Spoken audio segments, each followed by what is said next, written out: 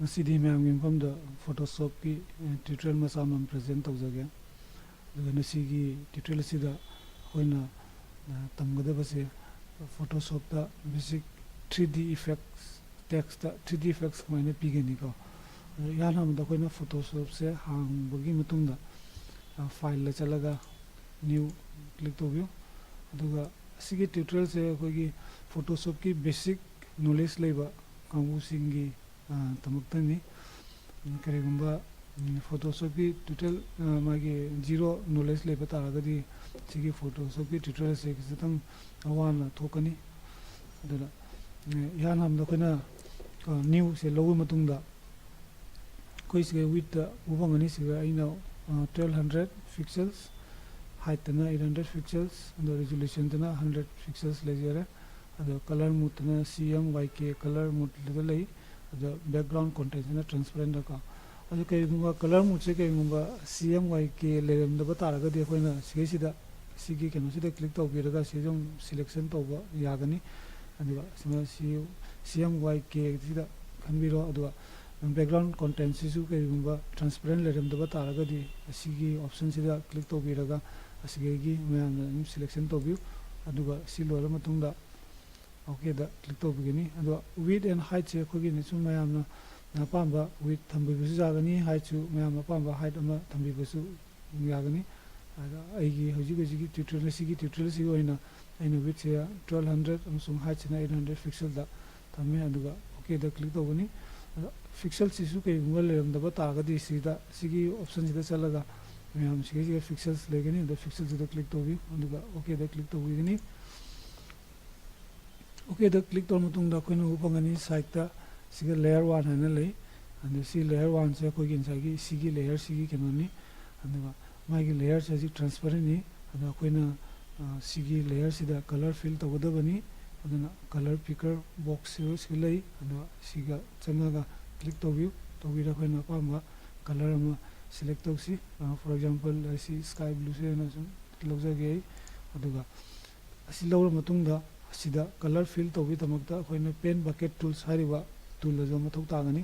अदुना सिगा लेरिबसिना कोइना पेन बकेट टूल्स हारे खंगनी करिंगबा असी लेरमदबा तारगना समाइना कोइ ग्रेडियंट टूल समाइना लेरंगबनी सी ग्रेडियंट टूल सिदा कोइना राइट क्लिक तौरगा पेन बकेट टूल ता उनथोकदा उनथो मतुंगदा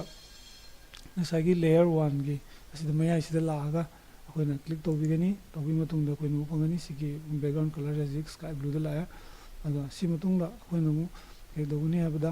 कोइ नसागी टेक्स्ट इगदा टेक्स्ट कोइना इफेक्ट हापकदबनिना कोइना टेक्स्ट इबिगी दरकार ताय अदुना सिगे टी हाइना लेरिबा आइकॉन सिदा प्रेस तौबियो तौबिरागा सिदा मागी टेक्स्ट की मागी properties का थोड़कनी मागी एरियल लेरे का अदुगा सिगना मागी font size लेरे सिदा मागी टेक्स्ट की कलर लेरे और एरियल दा खोइना होजी सिगी ट्यूटोरियल लमते एरियल सिलेक्शन तौगनी अदुगा मागी स्टाइल सिना इना सिदा ब्लैक ता सिलेक्शन तौगनी का सिगी मरम सिना कइना बदा मोदी एरियल से मोदी font तो कोई true font हाइबा तारे मोसे का अदुगा कलर सिना कोइना टेक्स्ट की कलर सिना सिगी चेंज तो बयागनी से क्लिक तो बिरो तौबिरा कोइना जा पाम कलर अमता लौसी फॉर एग्जांपल सिगी ब्लू डार्क ब्लू से लौजगे अदुगा से क्लिक तौगे तमतुंगदा आइना सिदा इगनी इबमतंदा साइज से करिंगबा आइना कोनसु किनो तो बया अदुगा सिगा तुम चाहंगेसु या केम काइदे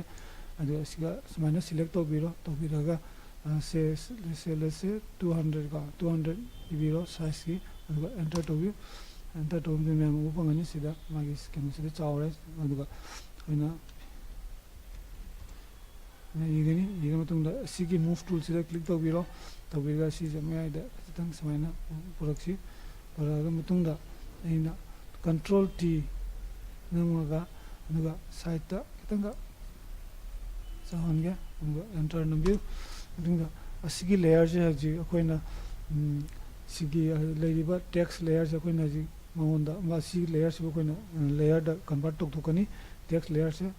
दुगी तमकता कोइना असिगा right click तौगनी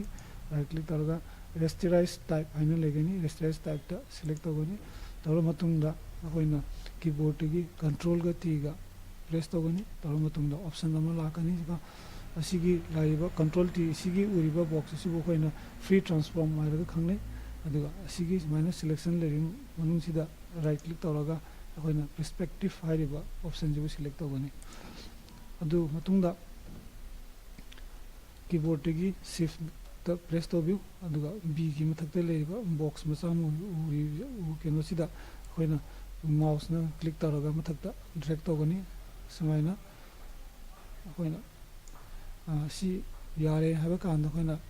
keno mu enter du press tawbigani enter press tawra matungda akoigi sigi leiriba hojigeji akoina uriba text bu akoina mu duplicate tawraga layers bu duplicate tawraga sigi new haina option number clear sigi yawraga thadok pigani mouse matungda akoina upangi sida sigi layer bosco layer gi copy ama seme duplicate copy ama adu sigi duplicate copy se natabida makhai bosco haina iba asibu akoina si magi shadow gi effect siga semudabani adana akoigi hoji si bosco copy sigi nakanda leriba mid manba asida click tawgani maramdi asigi mid manba sigi magi function karina bida masina layer amabu visible natraga invisible oheli maram haibadi magi layer se height to natraga unheight to ga adugi mid sina sanai na hoji sigi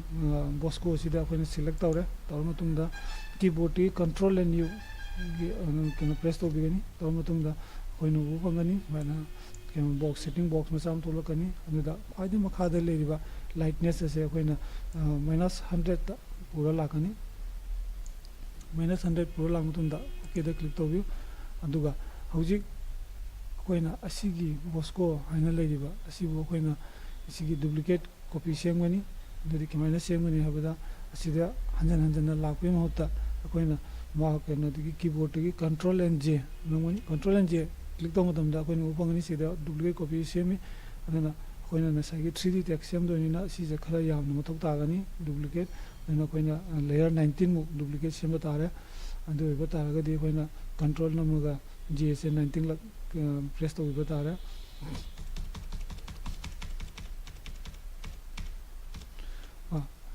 ne yare haiba kanda khoi khwati mathakta leiriba height to buse nataba khoi ki makha mathakta leiriba bosco copy 20 haiba sigi layer select to biyo aduga sigi move tool da click to biraga sigi layer sa koina kitanga samaina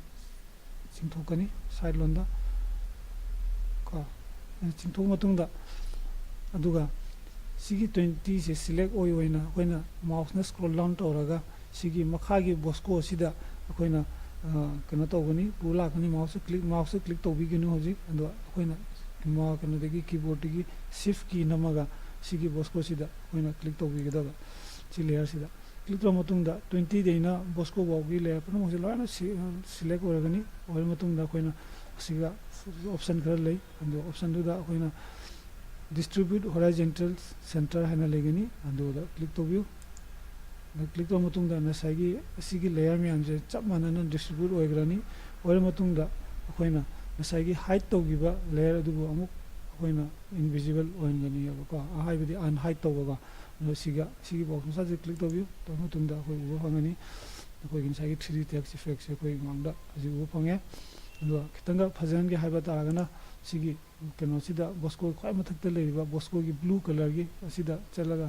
side ta double click tawbiu taw matungda akoina option ama uba phangani layer style option ama dida bevel and emboss hariba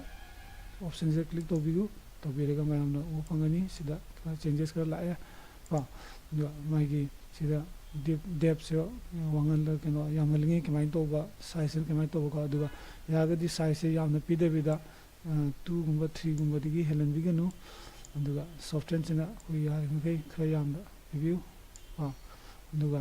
kengumba magi shadow laiba koi side siga ngoruna na lakwa keno se koina kengba angle unthok ha taragana sigi angle sida koina sanagadaba samaina ka samaina sanagadaba hoji leriba angle se okay samaina sondigi laare ko aduga do okay da click tawbigini koina etu tungda sigi keno se komtang copy tawjage amaka se copy tawji tawraga matungda aina sibu samaina makada hapet samaina pudorgani si pudorlo matungda sigi copy sida aina mu filter ra chanaga blur option legani blur da chalaga Gaussian blur hai na option pangani adu Gaussian blur da changbi raga adu mai ge radius se kama toga aina GCP is 14.1 da aina setting tawre adu okay da click to bini ka मैं अनु पंगे जी कोई की simple text effect कोई की 3D text effect है बता रहे हैं सीन तब दा सिगी कैनो से दाते मोंग मैं हम से तो भाई आए करेंगे भाई ट्यूटोरियल से मैं हम ना पंगे बता रहा दी लाइक कमेंट हम से शेयर तो व्यू आई मथंग दसु हम फोटोशॉप की मैनिपुलेट की मैं तो नहीं मैनिपुलेशन फोटोशॉप दा देखिए फेस मेकअप जो मैं हम मथंग ट्यूटोरियल में हम तक से गया मैं हम कमेंट तो व्यू हम से शेयर तो व्यू